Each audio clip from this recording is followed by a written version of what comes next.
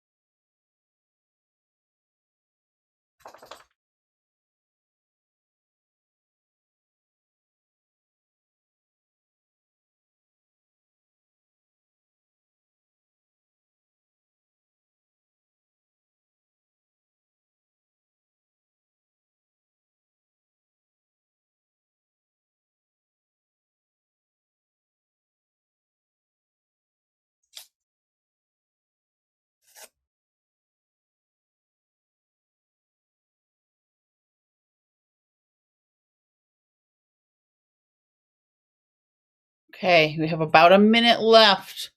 Keep working on that chain.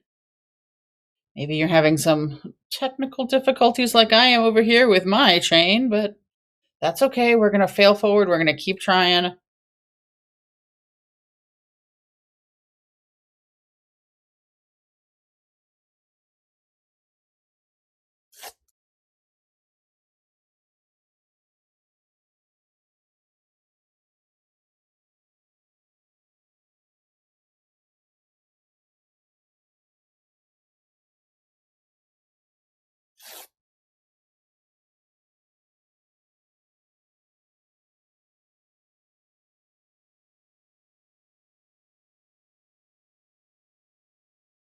All right. Almost done. Almost done. Wrap it up. All right. Hands up. Your paper chains are done. All right. So, how long is your paper chain? So, I made one decently length. Looks like I've got 6 links together. This one was tricky because I had some sticking issues with my sticky notes. They weren't very sticky. I did not get the super strength sticky notes, which are magical, aren't they? So maybe yours is about this long. Hopefully, you got a few more chains than I did. But maybe you found a different route to make this is kind of your classic paper chain, right? But maybe you thought, well, it would be longer if I made a chain connecting all of the pieces. Maybe we can see it better that way. But didn't loop them around. So it is all of these different individual strips from a sticky note stuck together in a big long train. That's quite a bit longer than this other one. Or maybe you thought, I could make a chain a completely different route and just keep it all stuck together and have the chain kind of be all of one piece with these different turns in it. So lots of different routes. And how did we define chain? So lots of different options to actually make your paper chain. So if we were doing this in person, I would have a prize for our winner. But instead, I'm going to encourage you to take a picture of your paper chain, post it on socials. I'll have those linked at the end. Tag me in them so I can see all of the fabulous paper chains that you all made and see if we do have the longest chain. Did you beat this chain? It's, I don't know, probably 3 feet long, guessing here. I didn't grab my tape measure from my knitting kit for this, but how long is your paper chain? So then what else could we do with this activity with our students if we had maybe more than 3 or 5 minutes to do this activity? Could you have students do it again? Try a different approach to making the paper chain. See if there's something else that they could do. Could students work together in groups to create a paper chain? Could we test how strong the paper chain is? Because I can tell you, this one, any pressure at all, and it's going to separate instantly. But this paper chain, I can kind of give it a little bit of a tug. It's got some stability, but not as much. And then our third chain, I could tug on it pretty hard before it starts to rip more. So could we make a paper chain that has more structural integrity? What materials would those be? Would tape be better than a sticky note? Would the superpower long-lasting sticky notes work better? Yes, they would.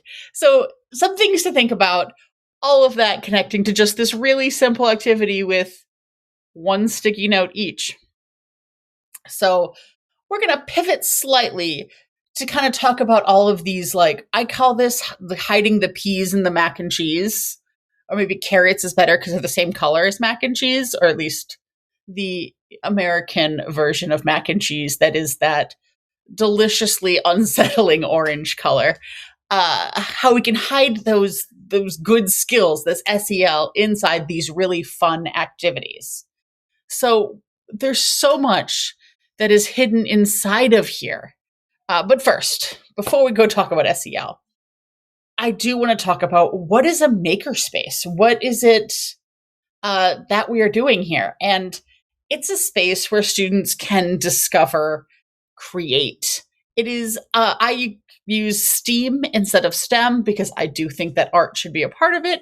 So it is science, technology, engineering, art, and math. It is a place for students to innovate, to create projects, discover passion and possibility, use design thinking, test things out, learn, do that really good problem solving, and just create, like it says here. So there's so many different things that are involved in it, and I think that's why I absolutely love it as a part of education. And these little activities like this that work across grade levels, across curriculum areas, and fit into those little extra spaces that inevitably come up throughout the course of the school year. So, uh, first thing, SEL and Makerspaces. This is just so key. Students learn through play. We know this. We see this in our students. It's a mean for students to express themselves, build relationships with others, and make sense of the world around them in their own terms. So students value opportunities to negotiate the rules. We've all seen this, right? Where students are trying to figure out how to, they wouldn't use the word optimize, but I'm going to use the word optimize, how the game is played so that they can make the world their own. You see this in imaginative play with littles. You see this in when older students are playing games. So they change the flow of their play, use imagination, and improvise. They make their play experience more diverse and stimulating by doing that. So makerspaces play right into that. They foster creativity, problem solving, perseverance, resilience. All of those things that we just talked about in the last slide are all part of, or many of them are a part of social emotional learning, SEL.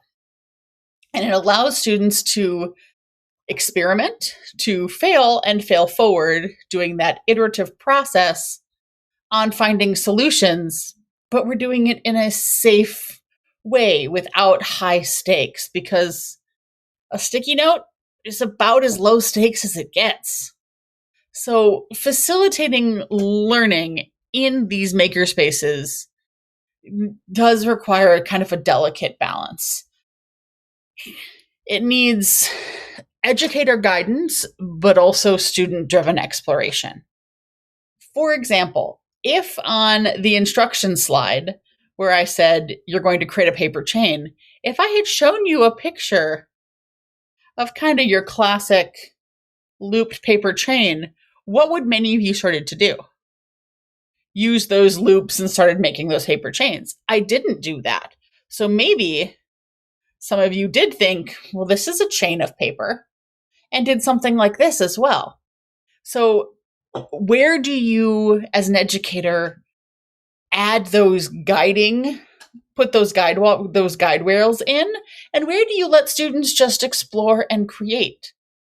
So encouraging students to have this maker mindset of embracing failure and using failure as a learning opportunity is so important and leads to success across so many different areas. Additionally, we also see the intrinsic motivation in Makerspace, just getting students to have that internal drive to create something and be successful. Same thing of self-directing, allowing them to make those choices, organize the activity, and then practicing that mental shift of, well, this didn't work. What else can I do? So just a few ways. There are so many more. There's a ton of carrots in these mac and cheese, but it's still really delicious. That social emotional learning and makerspaces really work well together. Pictured here is a student who is building a Lego run using Duplo bricks and a Duplo wall, so the larger Lego bricks, and then for a large marble to roll down this marble run.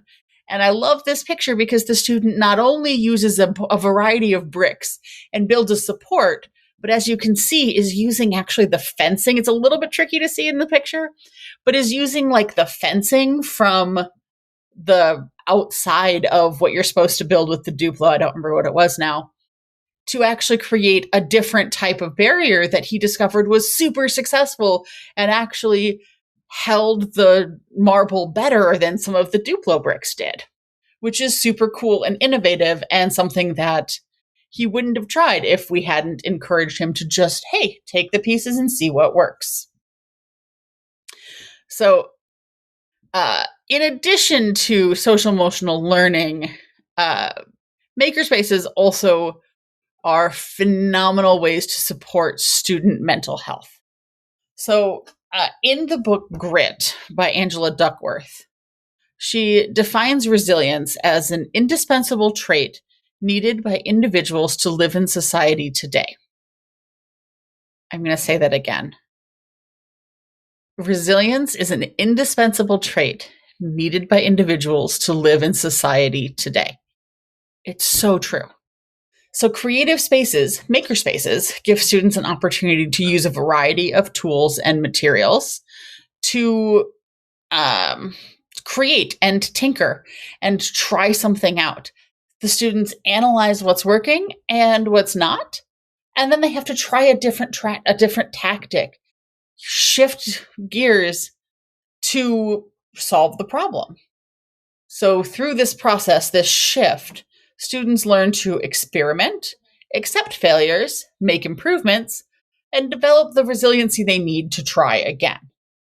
It is so, so, so important for our students to have that, because how many times as adults, as educators, have we failed at something? So many times, right? Countless times. And we need that resiliency to be able to try again, to get up and keep going, so that when we do fall on our faces, we sit up, take stock, and keep going. We learn and we try again.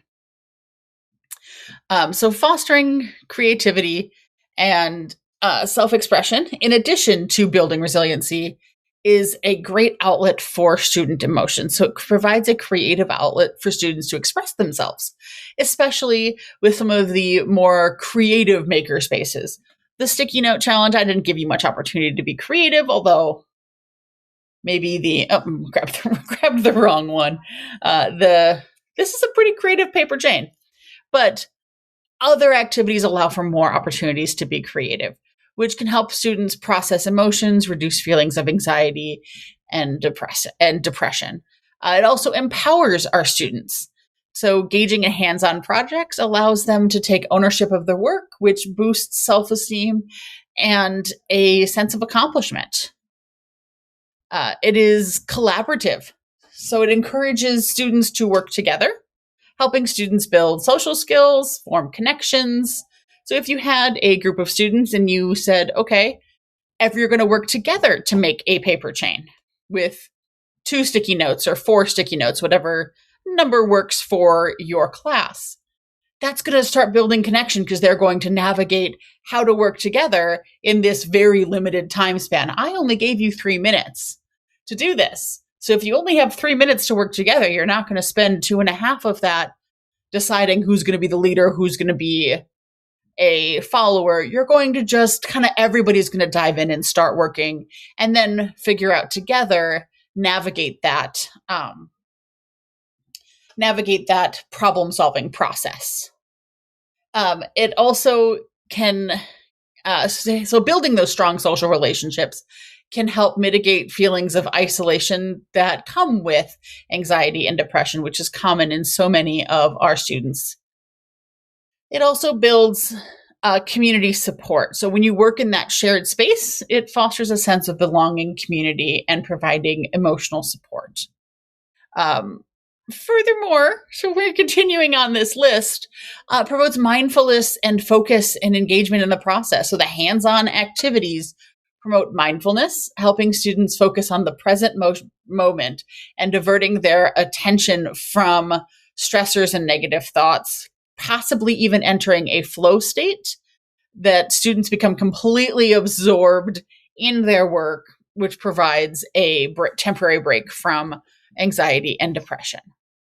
We've talked about this a little bit, but it encourages problem solving, which builds those resilience and coping skills. Because it involves trial and error, it teaches students how to engage, how to cope with failure and engage with failing forward. Through that, we also can teach students the goal setting process to then get a sense of direction and purpose. It can help improve emotional regulation and stress reduction Again, the hands-on nature can serve as a distraction from stress and anxiety and promote relaxation. It will enhance skills and develop confidence in our students. So they can learn new skills through these makerspace activities and also get a sense of confidence, self-efficacy, and improved self-perception, all of which can improve or have a positive impact on student mental health. And then additionally, if you want to take your makerspace further, you can actually integrate it with mental health initiatives in your programs. This is kind of a little bit outside, but I like to throw this in anyway. So working with the mental health providers in your schools to combine with a makerspace to make it even more powerful for our students. So they can be a safe space where students can feel secure to express their feelings and seek support. Making can also be a means of stress reduction.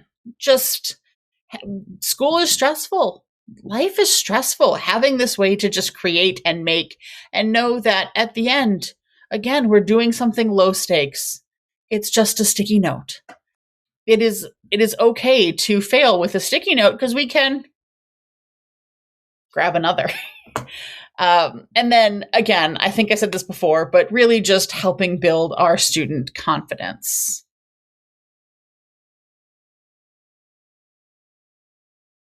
Oh, and I forgot to talk about this fabulous student picture here. Oh, I can't believe I forgot.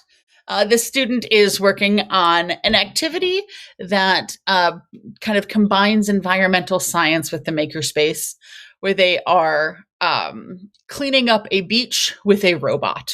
So based on some real world movements to use robots to clean beaches, the student was designing a path using magnets, again, making it accessible to every single student to then navigate the robot through the beach, through the recycling plant, and collect all of the waste that's on the beach. So moving on, this is even more. Makerspaces can provide cultural responsiveness and equity in your classrooms in the makerspace. So the representation, we use diverse tools and resources, project examples, and making sure that the images and videos that we use reflect our students' cultures, genders, and ability. Equity and access. This is kind of where I get on a little soapbox, so I'm going to try not to do that here.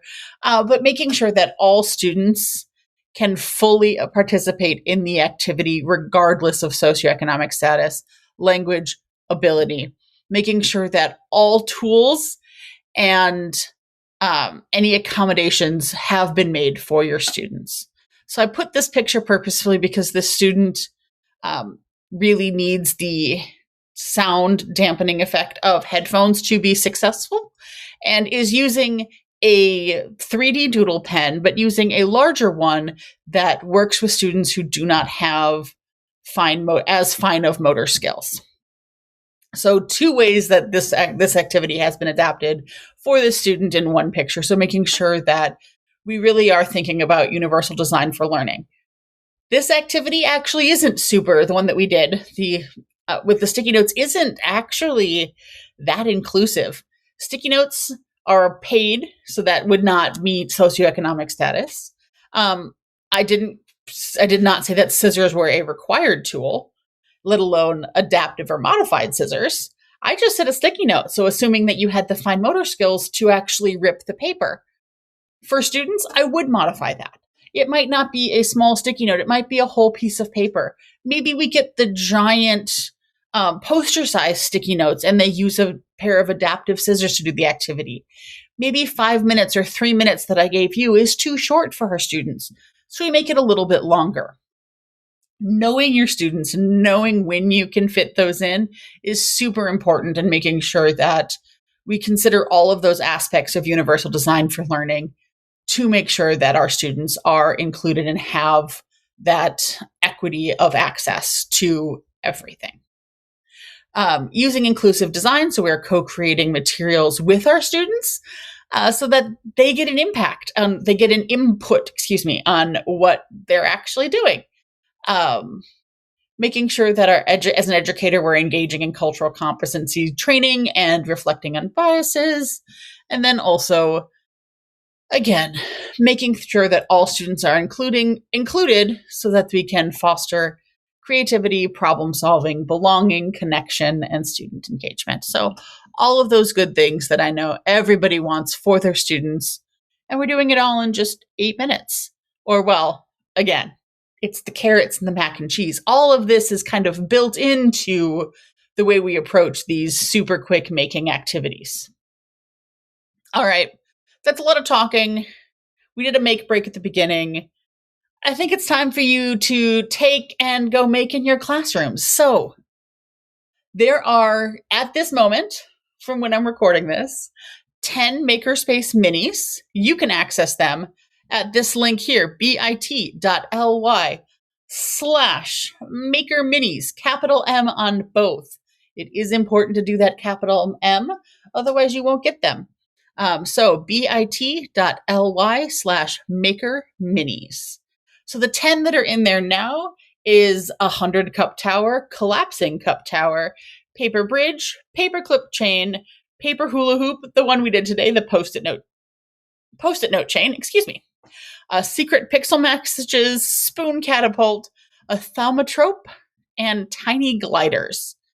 So before I actually show you what those look like, inside each of these folders, you're going to find a lesson plan, some lesson slides, if there's a need for them, printables, if there's a printable for it, and some expansion activities, ways to take it beyond just that 5 minutes if you do have a little bit more time or you want to explore it a little bit more.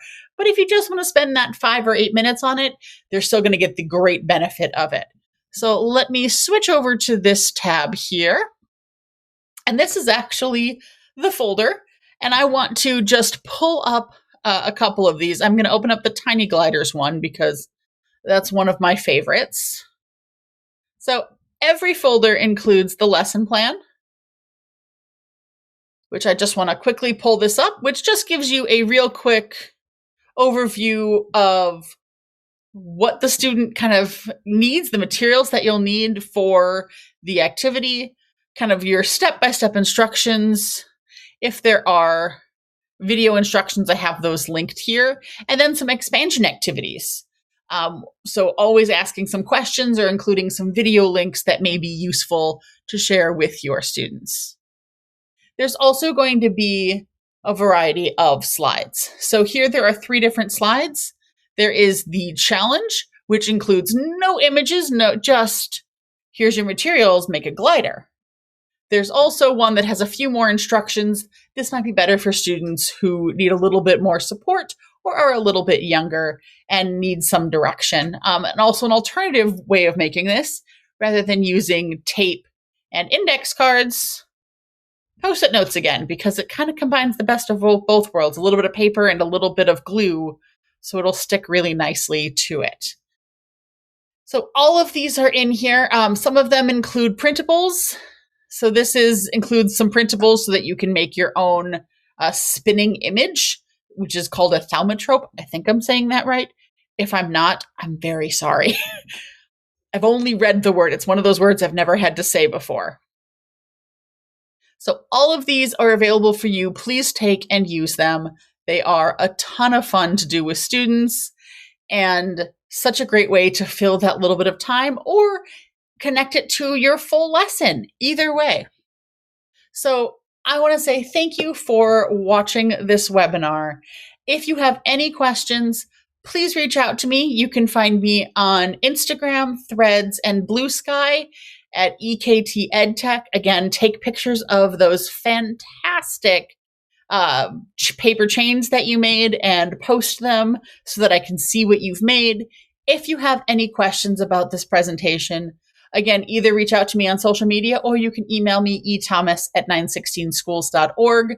And if you would like my full library of Makerspace activities that are not just the minis, but the full-length makerspace activities that are 45 minutes to an hour, 30 minutes or so, or could be expanded into a full week-long lesson, shoot me an email or DM me on socials and I will get those your way as well. So thank you again. I hope you have a great time making with your students and enjoy your summer.